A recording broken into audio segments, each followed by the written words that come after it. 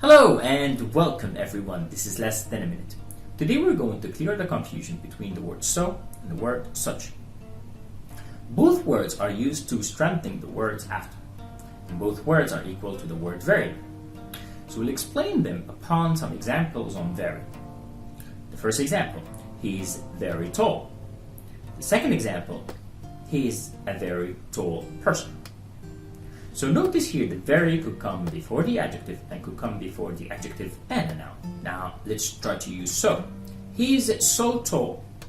The second one, he is such a tall person. In here you can see that so is followed by an adjective, such is followed by an adjective plus a noun.